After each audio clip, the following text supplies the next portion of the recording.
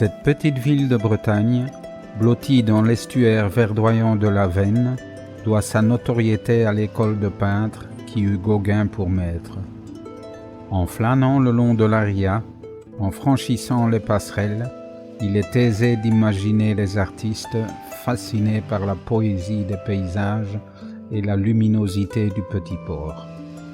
En quête d'économie et de sujets exotiques, les peintres rejoignent Pont-Aven à partir de 1860.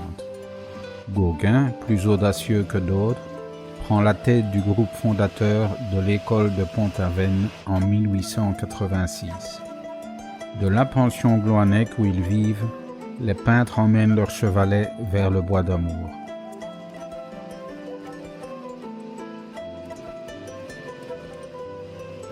Un agréable sentier permet de retrouver leur lieu d'inspiration. Au centre-ville, entouré de galeries, le musée retrace cette époque créatrice. Je vais maintenant rejoindre mon guide qui va me parler du bois d'amour, une source d'inspiration pour Gauguin. Le bois d'amour, donc c'est le tube de peinture du tube de peinture va naître l'impressionnisme. Officiellement, l'impressionnisme sera reconnu à partir de 1873. Un tableau de Claude Monet, Impression, soleil levant. L'impressionnisme, c'est l'objectivité. On va peindre ce que l'on voit. On reste fidèle à ce que l'on voit, en donnant une sorte d'impression. Mais c'est pas l'école de Pont-Aven. L'école de Pont-Aven va être créée en 88, lors du deuxième passage de Paul Gauguin, ici, à Pont-Aven. Mais en 1859, le Franc-Bourgeois crée le tube de peinture, ce qui va libérer les peintres. Les peintres peignent en extérieur. L'impressionnisme, on peint des paysages, des petits tableaux. On se déplace, on est libre. Alors Paul Gauguin, lui, il est né en 1848 à Paris. Une famille, somme toute, assez bourgeoise, puisque son père travaillait comme journaliste pour un journal radical extrême gauche, indépendant, le National. Mais n'oublions pas qu'on est au Second Empire. Et Napoléon III, évidemment, voit d'un très très mauvais œil ce canard relativement déchaîné. La famille Gauguin est obligée de fuir Paris. Direction le Pérou. Alors pourquoi le Pérou? Parce que Aline Chazal, la maman de Paul Gauguin, avait des origines de la noblesse péruvienne. Il est même dit que Flora Tristan, la grand-mère maternelle de Paul Gauguin, aura une aventure avec un certain monsieur Simon Bolivar.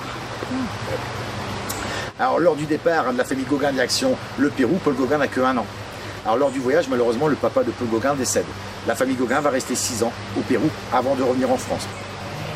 Il va s'engager dans la marine marchande, Rio de Janeiro, l'Afrique, mais aux Indes, en 1867, il n'a que 19 ans, il va apprendre le décès de sa maman.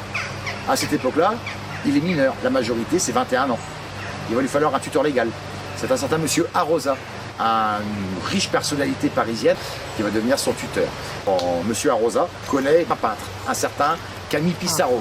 Et Camille Pissarro va devenir le professeur, le mentor de Paul Gauguin. Alors, Paul Gauguin, il va s'intéresser à la peinture, la peinture va devenir pour lui son violon d'ingre, son passe-temps favori. Ah, c'est la guerre en 1870, la guerre contre les Prussiens. Alors Paul Gauguin, c'est un bagarreur, il s'engage dans la Royale pour combattre les Prussiens. Il débarque et la guerre est terminée. Il va rencontrer Monsieur Bertin. Et Monsieur Bertin, lui, a une grosse société de courtage en bourse à Paris. Et il va embaucher Paul Gauguin comme trader Golden Boy. Et Paul Gauguin va gagner beaucoup d'argent pendant 12 ans, de 1870 jusqu'à 1882. Mais en 82, il continuera à peindre, bien sûr, ce sera le peintre du dimanche. Mais en 82, il y a un krach boursier. Et Paul Gauguin perd quasiment tout son argent. Alors pendant 4 ans, il va rester sur Paris. Il va vivre de sa peinture, essayer de vivre de sa peinture. Il va vivre chichement, il vendra des tableaux. Mais ces tableaux, à cette époque-là, n'avaient pas la valeur qu'ils ont à l'heure actuelle, bien sûr. Et on est en 86, printemps 86, et sur Montmartre, on entend parler de Pont-Aven. Vous savez, le monde artistique, c'est un milieu, les peintres vivent entre eux, les artistes sont entre eux. Et oui, on entend parler de Pont-Aven parce qu'il ne faut pas oublier que depuis 22 ans, il y a des peintres ici, des peintres américains. Depuis 1864, là on est en 1882. Alors il faut dire que Pont-Aven c'est beau, et surtout que Pont-Aven c'est pas cher. Ça tombe bien, il n'a pas un sou en poche. Alors il réussit à prendre un billet de train. Il arrive ici à Pont-Aven, on est au début de l'été 86. Il va y rester 3 mois. Puis il va remonter à Paris, il va rencontrer Vincent van Gogh. Vincent van Gogh ne viendra jamais ici à Pont-Aven. Ensuite, Paul Gauguin va prendre un bateau direction la Martinique. Il va y rester un an et demi. Il va peindre. Là-bas, la vie est pas chère. Entre-temps, il aura vendu quelques tableaux. Il aura un petit peu d'argent en poche. Mais pour revenir en France, c'est compliqué. Revenir en Europe, il n'a plus d'argent. Il entend parler de la construction d'un canal, le canal de Panama. Et Paul Gauguin ira creuser à Panama. Mais pas longtemps. Un mois seulement. La dysenterie, le paludisme. Alors il se fait rapatrier en France, deuxième passage de Paul Gauguin, ici en 88. Et c'est là que l'école de Pont-Aven va se créer au Bois d'Amour. Paul Gauguin va venir ici avec Paul Sérusier. Et ici il va se passer ce qu'on appelle la leçon du Bois d'Amour. D'où le nom d'école de Pont-Aven. La leçon du Bois d'Amour entre Paul Gauguin et Paul Sérusier. Alors, monsieur Sérusier, de quelle couleur voyez-vous ce chemin? Je le vois rouge. Eh bien, mettez le plus beau vermillon de votre palette. De quelle couleur voyez-vous ces troncs d'arbres? Je les vois bleus. Eh bien, mettez du bleu. Un petit peu de ciel bleu en même temps. Quelques feuilles jaunes, rouge, bleu, jaune. Tout simplement, les couleurs primaires. On aperçoit un moulin là-bas. Le moulin 9, le moulin numéro 3, il est là. Il est peint en bleu. Alors, ce tableau, taille réelle, 21 cm par 27 cm, plus petit qu'un format A4. Ce tableau, en fait, il ne sera pas peint sur une toile, il sera peint sur du bois et pour être plus précis, sur une boîte de cigares. Troisième passage, 89, notre ami Gauguin va nous peindre le fameux Christ jaune, la chapelle de Trémalo. Je vous invite à aller faire un tour, vous verrez en plus elle est très belle, très bien située. Alors l'école de Pont-Aven, c'est le synthétisme. L'école de Pont-Aven, c'est 3 ans, de 88 jusqu'à 1891, 3 ans seulement, très court.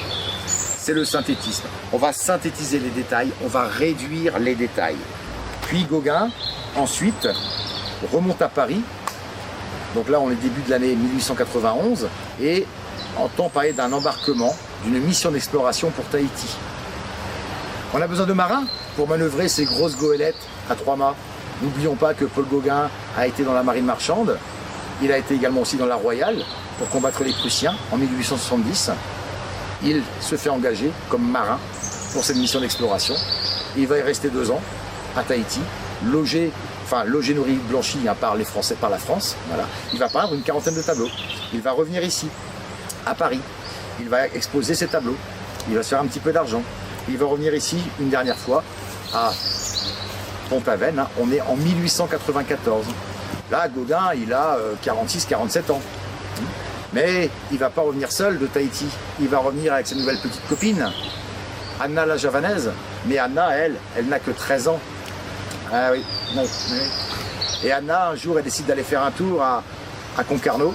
Beaucoup de personnes vont se moquer d'elle. Elle avait un faciès assez disgracieux. Elle va revenir ici. Elle va pleurer dans les bras de Gauguin. Gauguin, c'était un bagarreur. Gauguin, ici, il se promenait avec un pistolet dans Pont-Aven. Ça, il faut le savoir. Il avait le sang chaud, c'était un sanguin. Alors, il veut laver l'affront. Ils se rend à Concarneau. Ils vont des coups de régler marins-pêcheurs parce que c'était les marins-pêcheurs qui vont se moquer d'Anna. Mais il va tomber sur plus costaud que lui. Il va bien se faire casser la figure, il va même se faire déboîter la hanche. D'ailleurs, Gauguin boitera jusqu'à ses derniers jours aux Marquises. Alors il en a assez. Fin de l'année 94, il remonte à Paris.